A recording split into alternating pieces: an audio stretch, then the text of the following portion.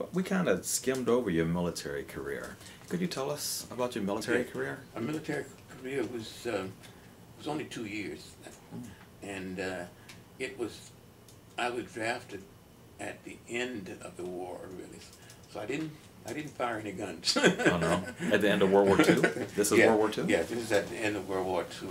Okay. I was in what they call the occupational forces. Okay. So I was trained in Fort Bragg, North Carolina. From there, Camp Kilman, New Jersey, and from there to Germany. I was shipped to Germany, and in Germany, I was actually a clerk in the service. So I was a clerk in battalion headquarters in Germany, which was the job was not too involved really, but it was a good experience. Was it scary being in Germany after the war? After the war, yes. Was that scary? That was really, and to see the devastation in, for example, Nuremberg, to see the devastation, it was really unbelievable. Really? Yes, unbelievable. And I had the opportunity to visit France because I did not have a degree in foreign languages then, but I had the opportunity to visit France, and that I enjoyed very much. I was able to take a train from Germany to France. Also, how were the people at that time? How were the people in Germany? Were they receptive? Were they angry? Were they scared?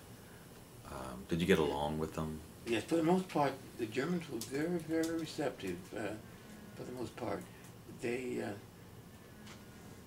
I think they were happy that Americans came and liberated them. Really, I really think that they felt that way. Wow. In general, because there were exceptions to everything, but in general, those that I came to contact, I was invited into homes. I was invited into homes and to dinner, to meals, in private homes. So then also I spent time in Austria. I spent time there. I was stationed there for a while also. And that's a beautiful country. Of course, Austria was not damaged for the most part by the war. But in general, my career in service was, well, by being only 2 years, and I was more adventurous than anything else. But I enjoyed it. I enjoyed it. Then coming back after that, of course, the GI Bill was in swing then, so that meant that my last 2 years of college, I was on the GI Bill, so I didn't have to worry about money as I did the first 2 years of college. Cool. Okay. And from there, I went on to graduate school. After I graduated from Benedict College, but before taking a job, I went to New York University and got a master's degree in French at New York University. Wow. That's when I took my first job. After I got my master's, I took my first job teaching at Alabama State College, French and Spanish. Wow. So, what year was this about? This was when I went to Alabama State. It was 1959. 59. Now I have a question about teaching in Alabama in 1959. That, of course, was right around the civil rights movement and many things going on. How were you received as a teacher, or in a black man in Alabama, 1959 as a teacher? Well, see, everything was segregated then, so I taught in a black college. Oh. Everything was segregated. Alabama State College was 100% black at that particular time. Isn't that something? At that particular time, yes. Integration came later. So, how many years were you there? I was there 5 years. 5 years? So you saw some of the marches. So you were there during that time? Yes. As a matter of fact, I got involved in getting college students registered to vote. Now, isn't that something? Yes, I got involved with that.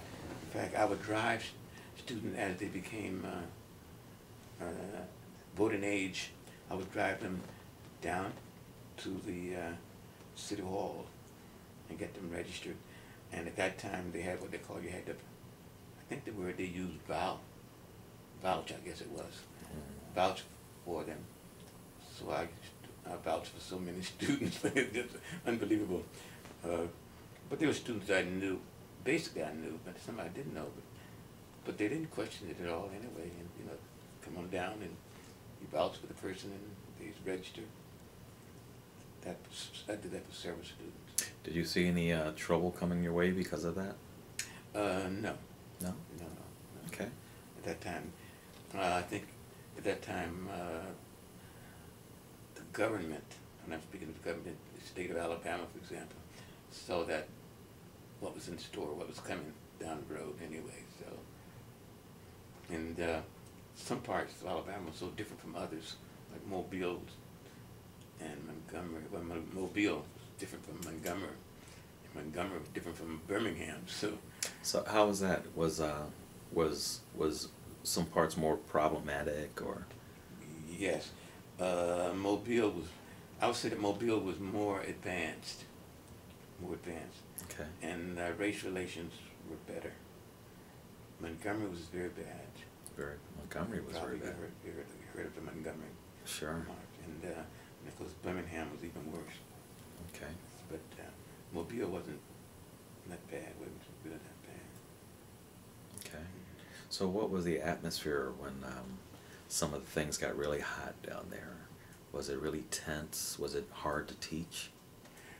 No, because I said I taught in a black school, so it wasn't. No, it was not. People were able to stay focused. And yes. They were there for a purpose, to get an education, and that's what they wanted, and that's what I gave them. Really. Excellent. Excellent. Excellent. We didn't have a problem with discipline and all of that. No such thing as that. Everybody was. You could have a class of 25, and let's say if your class met at 10 o'clock, those 25 students would be in the class sitting at their desk at 10 o'clock. So when I walked into the classroom, everybody was there, and I guess to start teaching. Of course, you know, that doesn't happen these days, but that's what it was then. Yes. And I mean, they were there to learn, and they learned too, yes. Okay. Did you ever see Dr. Martin Luther King being down there in Alabama? Did you ever see him? No, I never met him. No, never met him? I never met him. No. It's only on TV. But of course you heard so much about the whole thing. Yeah. I met his wife, Coretta Scott King. I met her. I met her in Atlanta. Okay. And I met his son, Dexter. Wow. I think I met both of the sons, yes, and the daughter. Wow. But I met them in Atlanta. Excellent. Excellent. So that covers, well, and then of course there was the end of the civil rights. Well, not the end of the civil rights, but the climax, if you will. I mean, the assassination, and with the assassination and the uproar in our nation, was that a problem for you teaching, and were people able to stay focused, or 67, 68, right around there? Well, see, when that happened, I was in Connecticut. Okay. I had migrated to Connecticut. I say migrated. Okay, so to stay safe. But